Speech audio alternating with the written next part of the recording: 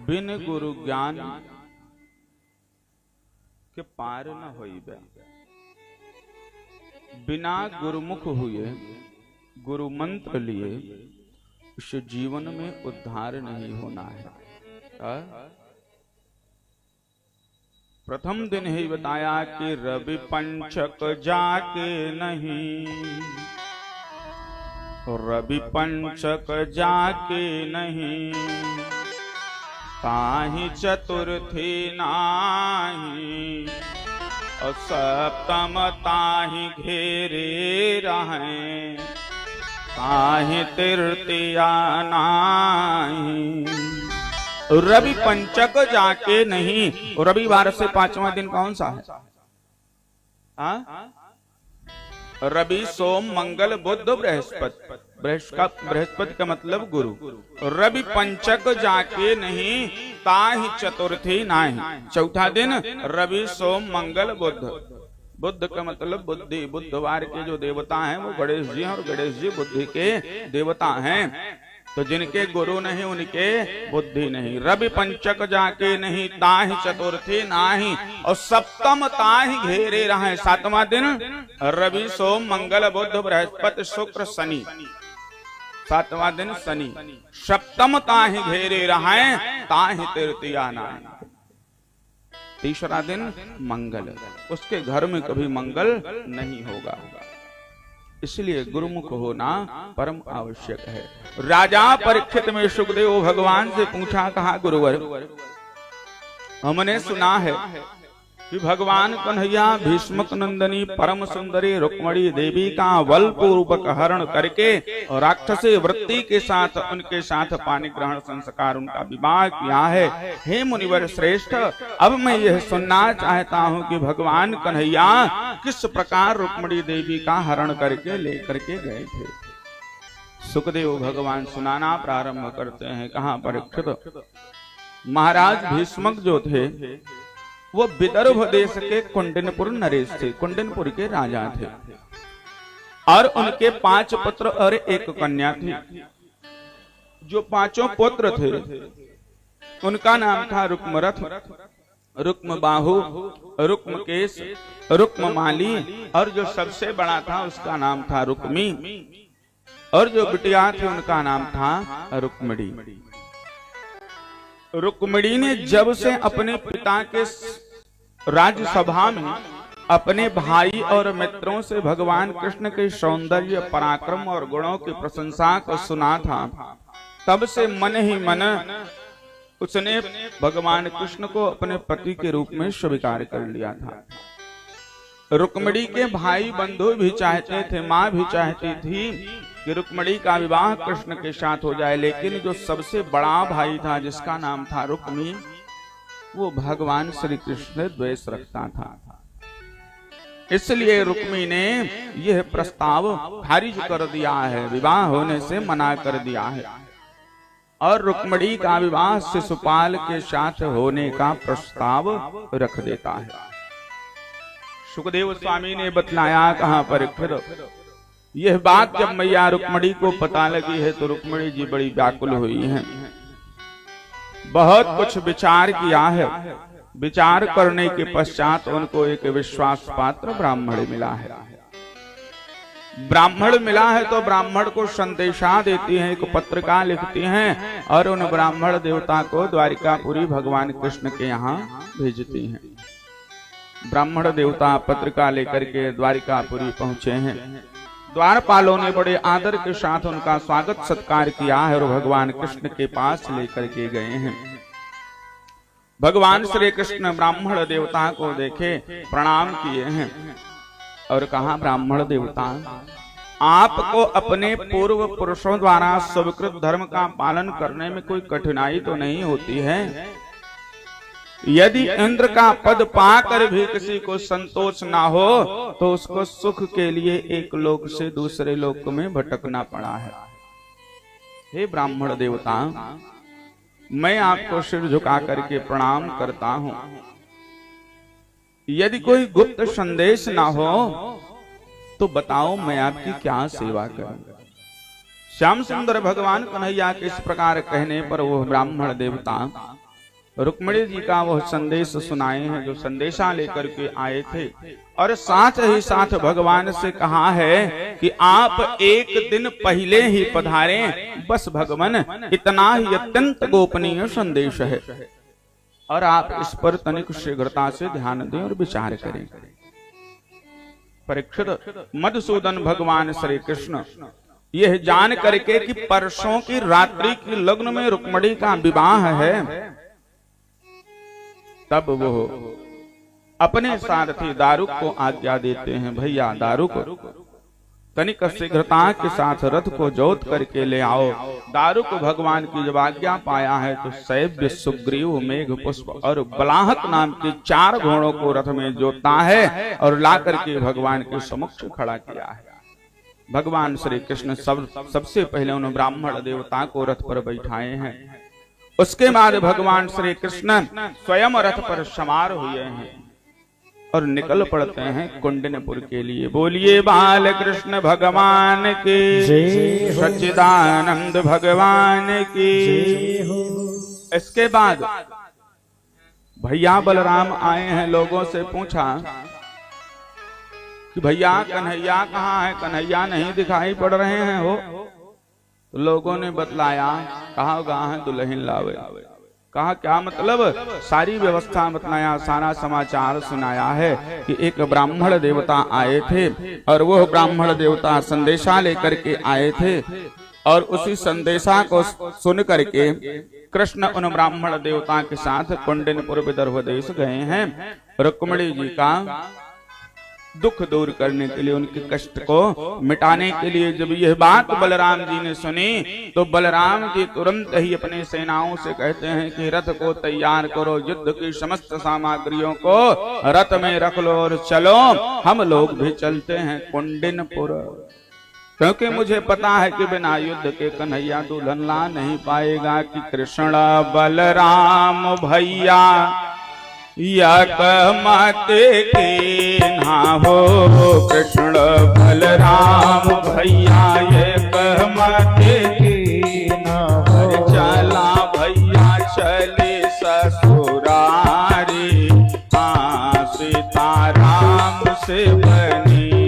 अरे चला भैया चले ससुरारी, हाँ सीताराम से बनी। चला भैया चले ससुरारी, हाँ सीताराम से बनी। अरे चला भैया चले ससुरारी, हाँ सीताराम से बनी। वो हाथी सज गई, घोड़ा सज गए, हाथी सज गए, घोड़ा सज गए, हाथी सज गई, घोड़ा सज गए, हाथी सज गई, घोड़ा सज गए, सज गए सकल बराती, हाँ सीताराम से बनी। अरे सज गए सकल बराती, हाँ सीताराम से बनी। अरे चला भैया चले ससुरारी, हाँ सीताराम से बनी। अरे चला भैया चले ससुरारी, हाँ सीताराम से बनी। बोलिए बाल कृष्ण भगवान की। भैया बलराम भी अपनी चतुरंगिनी सेना को लेकर के कुंडिनपुर पहुंच जाते हैं। बोलिए सच्चिदानंद भगवान की, आनंद कंद भगवान की। अरे बड़ी प्रसन्नता का विषय है कि आज कथा श्रवण करने के लिए मेरी जन्मभूमि से यह जो साउंड सर्विस है, ध्वनि संचारक यंत्र है, इसके जो मालिक हैं भैया सुधांशु जी, उनके पिताजी और उनके पूज्य बड़े पिताजी श्रीमान संजय मिश्रा जी और डॉक्टर श्रीमान सर्वेश मिश्रा जी, और उपस्थिति किनके साथ हुई है? पत्रकार साहब इंद्र नारायण तिवारी जी के साथ, क्योंकि हमारी जन्मभूमि के हैं और उनके बहुत अच्छे मित्र हैं। एक बार जोरदार जयकारा ऐसे राम भक्त के लिए बोलिए वृंदावन बिहारी लाल की जय। सुखदेव भगवान ने बतलाया, कहा परीक्षित, इधर मैया रुक्मिणी जो थी वो भगवान से मिलने के लिए बड़ी आतुर हो रही थी और अपने मन में विचार कर रही हैं कि भगवान कृष्ण की क्या बात करूं, अभी तक तो वह ब्राह्मण देवते लौट करके नहीं आए जो संदेशा लेकर के गए थे। और यह सोच करके सौभाग्य की देवी श्री गौरी भगवान गणपति का स्मरण करती हैं। इतने में वो ब्राह्मण देवता आए हैं और भगवान कृष्ण के आने का समाचार कह सुनाया है।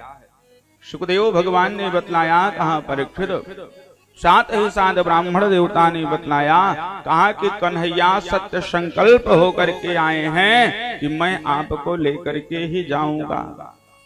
अरे परीक्षित, रुक्मिणी जी के पास उस समय भगवान कन्हैया के इस संदेश को देने के लिए और उन ब्राह्मण को देने के लिए जो संदेशा लेकर के गए थे, उन ब्राह्मण को दक्षिणा स्वरूप देने के लिए कुछ था नहीं, केवल और केवल फलस्वरूप ब्राह्मण देवता को प्रणाम कर पाई हैं बस, क्योंकि यह बहुत गुप्त संदेश था। और ये यदि भाइयों को पता लग जाता, परिवारी जनों को पता लग जाता तो बड़ा गड़बड़ हो जाता। भगवान श्री कृष्ण बलराम जी के आगमन को सुनकर के विदर्भ राज सहित सभी प्रवासी बहुत ही प्रसन्न हुए हैं। उसी समय रुक्मिणी जी अंतःपुर से निकल करके गौरी मैया का पूजन करने के लिए अपनी सहेलियों के साथ मंदिर जा रहे थे। बहुत से सैनिक उनकी सुरक्षा में लगे हुए थे, साथ साथ चल रहे थे। मंदिर में पहुंच करके गौरी शंकर भगवान का घोड़ोपचार विधि पूर्वक पूजन किया है। रीति के अनुसार उनसे अपने जन्म जन्म के स्वामी भगवान श्री कृष्ण को प्राप्त करने के लिए रुक्मिणी मैया प्रार्थना की है कि जय जय गिरिवर राज किशोरी, जय जय गिरिवर राज किशोरी, जय माहेश मुख चंद चकोरी, जय माहेश मुख चंद चकोरी, जय जय गिरिवर राज किशोरी, जय जय गिरिवर राज किशोरी, जय माहेश मुख चंद चकोरी, जय माहेश मुख चंद चकोरी, जय माहेश मुख चंद चकोरी, जय माहेश मुख चंद चकोरी। बोलिए गौरी शंकर भगवान की। सुखदेव भगवान ने बतलाया, कहा परीक्षित, पूजन हो जाने के पश्चात रुक्मिणी मैया अपनी सहेलियों के साथ चलकर घर जाने के लिए उद्यत हुई हैं, तैयार हुई हैं। और जैसे ही रथ पर चढ़ना चाहा है, उतने में ही भगवान श्याम सुंदर कन्हैया आए हैं और उनका कोमल कर कमल हाथों को पकड़ करके उनको संवारते हुए अपने विजय रथ में चढ़ा लिया है। परीक्षित, बड़े बड़े सूरवीर जो दिन रात उनके लिए लालायित रहा करते थे, जिन्होंने शिशुपाल आदि साथियों राजाओं का साथ दिया था, वो सब देखते रह जाते हैं। सुखदेव भगवान ने बतलाया, कहा परीक्षित, उस समय जरासंध के समवर्ती जितने भी राजा थे, उनको अपने इस अपमान का सहन करना पड़ा है। वे लोग आपस में पश्चाताप करना प्रारंभ किए हैं और अब एक दूसरे से चिढ़ करके एक दूसरे को क्रोध दिलाने के लिए आपस में वार्तालाप करते हैं और कहने लगे हैं कि धिक्कार है, आज हम लोग धनुष बाण लेकर के खड़े रहे और ये ग्वाले जैसे सिंह के बाघ को हिरण लेकर के चला जाए, वैसे ही हमसे हमारा अपयश छीन कर लेकर चले गए। शिशुपाल दूल्हा बन करके आया था, शिशुपाल को भी यह बात नहीं पता थी। शिशुपाल ने अपने मंत्रियों से पूछा, कहा भैया क्या बात है, ये भीड़ भाड़ कैसी लगी है। मंत्रियों ने कहा भैया दुल्हन लाई गए लक्ष्मीवासा, दुल्हन लाई गए लक्ष्मीवासा, दुल्हन लाई गए लक्ष्मीवासा, दुल्हन लाई गए लक्ष्मीवासा, नृप समाज सब भय वो दासा, नृप समाज सब भय वो दासा, नृप समाज सब भय वो दासा, नृप समाज सब भय वो दासा। सेवकों ने कहा शिशुपाल जी से, राजन दुल्हन लई गए लक्ष्मीवासा और नृप समाज सब भय वो उदासा। कहा क्या बात करते हो, कहा और क्या।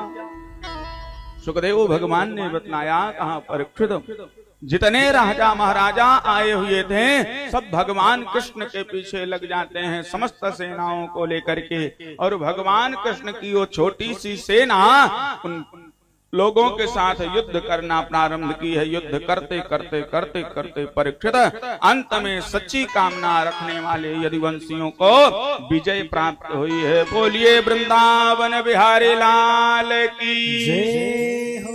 परीक्षित समस्त राजा अपना मुंह लटका करके वापस चले आए हैं। रुक्मिणी मैया का भाई रुक्मी जिनके साथ विवाह होने का प्रस्ताव रखा था शिशुपाल जी, शिशुपाल मरणासन्न हो जाता है। उसके शरीर पर कोई उत्साह और कोई कांति नहीं थी। कहां से रहेगी भैया। द्वार पूजन हो गया हो और पता लगे द्वार पूजन के बाद के दुल्हन भाग गए तो दुल्हा का चेहरा कैसे खिला रहे। वही स्थिति हुई शिशुपाल की। सुखदेव भगवान ने बतलाया, कहा परीक्षित शिशुपाल अपनी राजधानी वापस चला आया है। रुक्मिणी मैया के जो बड़े भाई थे जिनका नाम रुक्मी था, वो एक अक्षौणी सेना इकट्ठा किया है। वीर राजाओं के सामने यह संकल्प लिया है, प्रतिज्ञा लिया है कि यदि मैंने युद्ध में श्री कृष्ण को नहीं हराया तो आज के बाद मैं कुंडिनपुर में प्रवेश नहीं करूंगा। और यह संकल्प लेकर के वो रथ पर सवार हुआ और भगवान कृष्ण के पीछे पीछे दौड़ पड़ता है। भगवान का रथ आगे आगे बढ़ा है और यह रुक्मी भगवान के पीछे अपने रथ को लगा देता है। बड़बड़ाता हुआ, चिल्लाता हुआ, ललकारता हुआ भगवान कृष्ण की तरफ दौड़ रहा है। भगवान श्री कृष्ण पर क्रोध करके 3 बाणों को छोड़ा है। रुक्मी ने जब 3 बाणों को छोड़ा है, कन्हैया ने अपने आप को बचा लिया है और इस मूर्ख की मूर्खता पर कोई ध्यान नहीं दिया है। लेकिन जब यह दुष्ट नहीं माना है परीक्षित, तो भगवान ने एक साथ ही 5 बाण मारा है, जिससे इसके घोड़े, रथ और इसके जो आयुध थे वो सब तहस नहस हो जाते हैं। बोलिए सच्चिदानंद भगवान की। और जब इसका रथ टूट गया है, आयुध सब समाप्त हो गए हैं, तो अपनी नंगी तलवार निकाला है और भगवान कृष्ण के पीछे दौड़ पड़ा है। भगवान कृष्ण के पीछे जैसे ही दौड़ा है, तुरंत भगवान कृष्ण एक बाण छोड़े हैं और इसका तलवार भी कट जाता है। भगवान रथ को रुकवा लिए हैं और तुरंत ही रथ से कूद पड़ते हैं और रुक्मी के केसों को पकड़ा है और अपनी नंगी तलवार निकाल लिया। और जैसे ही नंगी तलवार निकाला है रुक्मी को मारने के लिए, मैया रुक्मिणी भगवान कृष्ण के चरणों को पकड़ लेती हैं। हे प्रभु, मेरे भैया को आप छोड़ दीजिए। मेरे भैया को मारने का काम आपके योग्य नहीं है। प्रभु, मेरी जो बड़ी भाभी हैं, उन्हीं के माध्यम से मैंने ब्राह्मण देवता को भेजा था। और यदि मेरी भाभी को पता लगेगा कि मेरे ही कारण मेरी भैया की मृत्यु हुई है, तब तो मैं अपने मायके से भी हाथ धो बैठूंगी। प्रभु आप मेरे भैया को मारने का कार्य बंद कर दीजिए, इनको मत मारिए, ये आपके योग्य काम नहीं है। परीक्षित परम दयालु भगवान श्री कृष्ण से जब मैया रुक्मिणी इस प्रकार कहती हैं, तो भगवान कन्हैया रुक्मी को मारने का विचार छोड़ देते हैं। भगवान रुक्मी को उसी की दुपट्टे से बांध देते हैं, हाथ पैर बांध करके रुक्मी की दाढ़ी और मूछ को जगह जगह से छील करके कुरूप करके रुक्मी को छोड़ दिया है। परीक्षित बड़े भैया जो बलराम जी हैं बड़े दयालु हैं, उन्होंने रुक्मी के बंधन को खोला है और कृष्ण की ओर संकेत करते हुए कहा, कहा प्रिय रुक्मी, आपको इस प्रकार शोक करना शोभा नहीं देता। रुक्मी मनुष्य सोचता तो बहुत कुछ है, किंतु होता वही है जो हमारे प्रारब्ध में होता है। इसके बाद बलराम जी ने रुक्मिणी मैया से कहा कि हे परम साध्वी, कन्हैया ने तुम्हारे रूप को विकृत कर दिया है। यह समझ करके, यह सोच करके हम लोगों से कभी बुरा मत मानना, क्योंकि रुक्मिणी जीव को सुख दुख देने वाला कोई दूसरा नहीं, उसके अपने ही कर्म हैं, उसे अपने कर्मों का फल भोगना पड़ता है। और परीक्षित रुक्मी अपनी प्रतिज्ञा के अनुसार कुंडिनपुर वापस नहीं जाता है, वहीं पर उसने भोजकट नामक एक नगरी बसाई है और वहीं पर निवास करने लगा है। बोलिए सच्चिदानंद भगवान के जय हो। परीक्षित इस प्रकार भगवान श्री कृष्ण समस्त राजाओं को हरा करके रुक्मिणी मैया को बलपूर्वक हरण करके द्वारिकापुरी में लाए हैं और शुभ लग्न में द्वारिकापुरी में आकर के रुक्मिणी मैया के साथ पानी ग्रहण संस्कार किया है। भागवत जी के माध्यम से ये भगवान का प्रथम विवाह है। बोलिए रुक्मिणी वल्लभ भगवान की जय। और वैसे मैंने निवेदन किया था 5वें दिन कि प्रथम विवाह राधिका जी के साथ हुआ था। प्रथम विवाह राधिका जी के साथ भांडेर वन में हुआ था, ब्रह्मा जी की प्रेरणा से हुआ था। वैसे तो ये दूसरा विवाह है रुक्मिणी जी के साथ, लेकिन भागवत के अनुसार यह प्रथम विवाह है। हाँ, नहीं तो समझिए कि आज तक सुने ना रहे। राधा जी के साथ विवाह, राधा जी के साथ विवाह हुआ था। गर्ग संहिता नामक पुस्तक है, उसको लाइए, उसमें पढ़िए।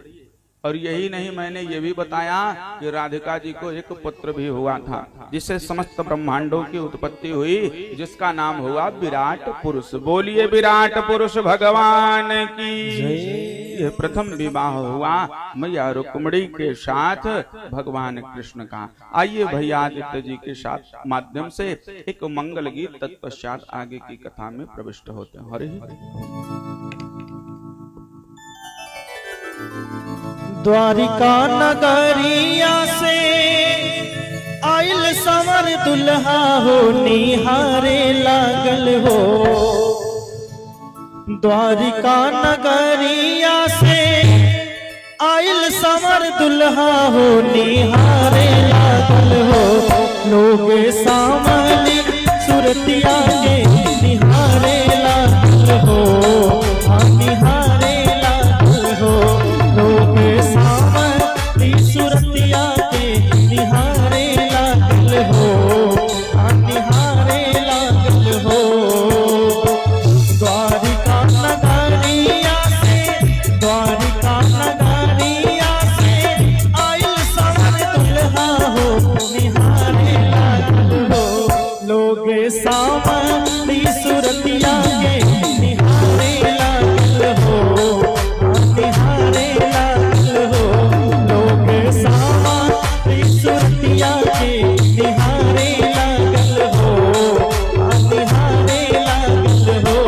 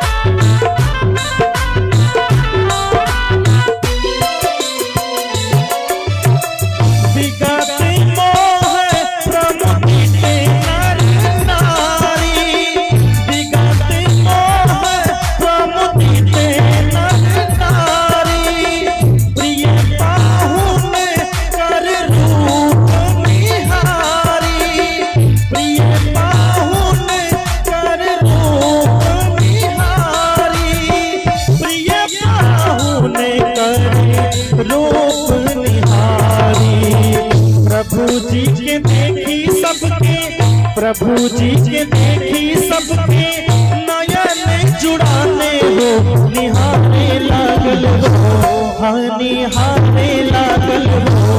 लोग सावरी सुरतिया के निहारे लागल हो, हाँ निहारे लागल हो। लोग सावरी सुरतिया के निहारे लागल हो, हाँ निहारे लागल हो।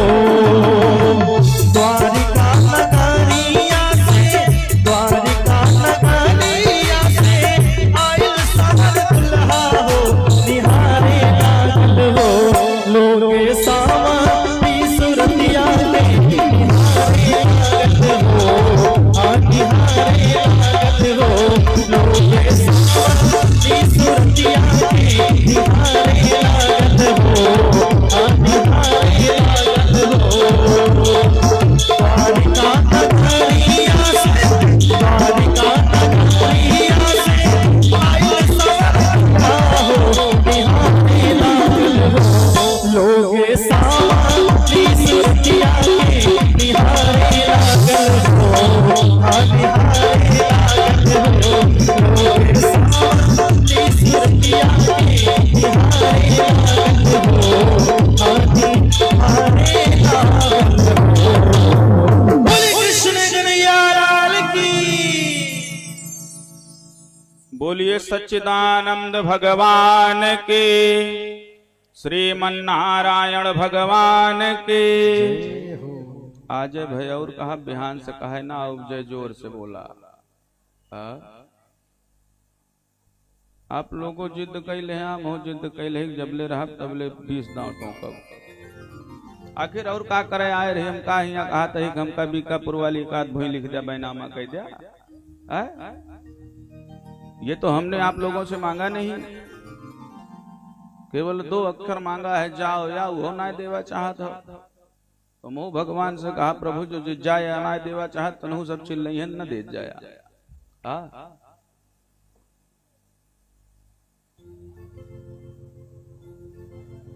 ये पहली कथा है हमको मिली है जहां बार बार कहना पड़ रहा है, जहां बार बार कहना पड़ रहा है, पहली कथा है। और कभी यदि कथा सुननी हो तो हमारे क्षेत्र में आइए, देखिए कैसी कथा होती है। वो कथवा सुने न सुने लेकिन इतना जय बोल रही है कि पंडित अपने कान बंद कर लिए। तो जयकारा जोरदार लगाया करिए। बोलो वृंदावन बिहारी लाल की। कि करनी न करिहा बेकार हो, छोड़ी जई ब्याह जहनवा। करनी न करिहा बेकार हो, छोड़ी जई ब्याह जहनवा। करनी न करिहा बेकार हो, छोड़ी जई ब्याह जहनवा।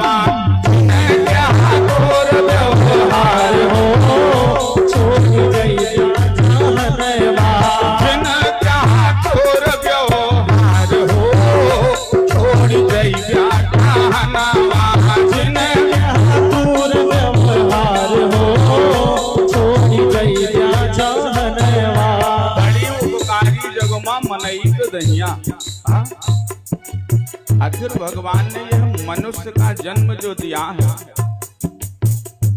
वो कुछ सोच समझ करके दिया होगा ना। बाबा ने मानस में भी लिखा है कि बड़े भाग्य मानुष तन पावा। आखिर तुलसीदास जी महाराज ये भी तो लिख सकते थे कि बड़े भाग गदहा तन पावा, बड़े भाग कुत्ता तन पावा। हाँ? ऐसा ही क्यों लिखा कि बड़े भाग मानुष तन पावा? तो कुछ न कुछ बात तो जरूर रही होगी ना। इसलिए बार बार जयकारा नमा शब्द शंख शब्द तथयोचार भागवत जी में आया है कि नमः शब्द शंख शब्द जय शब्द तथयोचार बार बार होना चाहिए, मोहर मोहर। जिन्हें क्या तोर व्यवहार हो छोड़ी जइबा जहनवा, जिन्हें क्या तोर व्यवहार हो छोड़ी जइबा जहनवा। भगवान की कबो ना भूलैहा, करनी भगवान में तू कबो ना भूलैहा, करनी भगवान की तू कबो ना भूलैहा, करनी भगवान की तू कबो ना भूलैहा। नेकी कमाई कई के दुनिया से जइहा, नेकी कमाई कई के दुनिया से जइहा। अरे यही बदे आया संसार हो छोड़ी जइबा जहनवा, यही बदे आया संसार हो छोड़ी जइबा जहनवा। करनी ना करिहा बेकार हो छोड़ी जइबा जहनवा, करनी ना करिहा बेकार हो छोड़ी जइबा जहनवा। बोलिए सच्चिदानंद भगवान की जय हो। श्री सुखदेव जी महाराज बतला रहे हैं, कहा परीक्षित सत्राजित जो था वो भगवान सूर्य का बहुत बड़ा भक्त था और भगवान सूर्य नारायण उसकी भक्ति से प्रसन्न होकर के उसके मित्र भी बन गए थे। सूर्य नारायण भगवान ने सत्राजित को एक मणि दी थी जिसका नाम था अश्वमंतक मणि। अश्वमंतक मणि को अपने गले में धारण करके एक दिन सत्राजित द्वारिकापुरी आते हैं। जब सत्राजित द्वारिकापुरी पहुंचे हैं तो द्वारिकापुर वासी देखते हैं, सब आश्चर्यचकित हो जाते हैं। भगवान कन्हैया ने उन लोगों को बताया कि परेशान मत होइए, ये सूर्य नारायण नहीं, ये सत्राजित है। सत्राजित पहुंचा है भगवान की सभा में। भगवान श्री कृष्ण से उसको उस अस्मंतक मणि की महिमा मालूम हुई है और तब सत्राजित उस मणि को ले जाकर के ठाकुर जी की सेवा में रख देता है। परीक्षित वो जो मणि थी वो प्रतिदिन 8 भार सोना देती थी और जहां पर भी पूजित होकर के रहती थी वहां दुर्भिक्ष, महामारी, सर्प भय, मानसिक पीड़ा, शारीरिक पीड़ा, मायावियों का उपद्रव नहीं होता था, कोई अशुभ नहीं होता था। एक दिन की बात है, सत्राजित का भाई है, नाम है प्रसेनजित। बेटा कुर्सी को रास्ते से हटा लो, यदि कोई आएगा तो किधर से आएगा। सुखदेव भगवान ने बतलाया, कहा परीक्षित सत्राजित का भाई है, नाम है प्रसेनजित। एक दिन प्रसेनजित अपने गले में वही मणि की माला धारण करके घोड़े पर सवार हुआ, शिकार करने के लिए वन निकल जाता है। शिकार करने के लिए जब वन पहुंचा है तो वहां पर रीछ राज मार डालता है प्रसेनजित को। और वह जो चमकीली वस्तु थी, मणि थी, जिसकी माला प्रसेनजित धारण किया था, उसको कोई चमकीली वस्तु समझ करके वो रीछ राज उसको अपनी गुफा में ले जाकर के रख देता है। वहां पर रीछ राज उसके बच्चे जो थे वो उस मणि के साथ खेलने लग जाते हैं। इधर सत्राजित ने देखा कि भाई प्रसेनजित अभी तक वापस नहीं आया, तो आज सत्राजित के मन में विविध प्रकार की शंकाएं उत्पन्न होने लगी हैं। सत्राजित कहने लगा कि बहुत कुछ संभव है, हो न हो कन्हैया ने मेरे भाई को मरवा करके वो मणि हासिल कर लिया है, बहुत कुछ संभव है। और परीक्षित भगवान की जो लीला है श्याम सुंदर की, वो बड़ी अद्भुत थी। वो अपने भक्तों पर कृपा किया ही करते हैं। लोगों के द्वारा जब यह कलंकित समाचार भगवान कन्हैया को प्राप्त हुआ है तो भगवान कन्हैया तुरंत ही द्वारिकापुरी से उस मणि को ढूंढने के लिए निकल पड़ते हैं। उनके पीछे पीछे सभी प्रवासी लग जाते हैं। सुखदेव भगवान बतलाते हैं कहां पर वन में पहुंचते हैं जहां पर प्रसेनजित गया हुआ था। वन में पहुंचने पर भगवान कृष्ण को मनुष्य और सिंह के पद चिन्ह दिखाई पड़े। उन्हीं पद चिन्हों को पकड़ करके भगवान आगे बढ़े हैं। आगे मनुष्य का पद चिन्ह समाप्त हो जाता है, वहीं से रीछराज अर्थात भालू और सिंह का पद चिन्ह दिखाई पड़ता है। अब उस पद चिन्ह को पकड़ करके आगे बढ़े हैं। जब आगे बढ़े हैं तो सिंह का भी पद चिन्ह समाप्त हो जाता है, केवल और केवल रीछराज अर्थात भालू का पद चिन्ह दिखाई पड़ा। उसी पद चिन्ह को पकड़ करके भगवान जब गए हैं तो वो पद चिन्ह एक गुफा में लेकर के गया है। और जैसे ही गुफा के पास पहुंचे हैं रीछराज के बच्चों ने देखा, चिल्लाना प्रारंभ कर दिया। और जब चिल्लाना प्रारंभ किया है तो तुरंत ही रीछराज दौड़ करके आया है और भगवान से युद्ध करना प्रारंभ किया है। युद्ध करते करते करते करते कुछ समय व्यतीत हुआ। भगवान ने एक ऐसा मुष्टिक प्रहार किया कि जामवंत जी महाराज जो रीछराज थे उनकी सारी नसें ढीली हो जाती हैं। जामवंत जी तुरंत हाथ जोड़कर खड़े हो गए, प्रभु कृष्णावतार हो गया है क्या? कहा भैया एक घूसम समझ में आई कि कहा? तुरंत ही हाथ जोड़ करके प्रणाम किया है। कहा प्रभु आपको यहाँ आने की क्या आवश्यकता पड़ी, मुझको ही बुला लिए होते। तो भगवान ने इशारा किया, कहा जामवंत ये जो मणि है जिससे तुम्हारे बच्चे खेल रहे हैं इसी मणि के कारण मुझको कलंक लगा हुआ है। जामवंत यदि तुम यह मणि मुझको दे दोगे तो मैं अपने ऊपर लगे हुए कलंक को मिटा लूंगा। जामवंत जी ने कहा प्रभु ये मणि हमारे लिए कोई बहुत बड़ी चीज नहीं है, लेकिन प्रभु मैंने संकल्प ले लिया है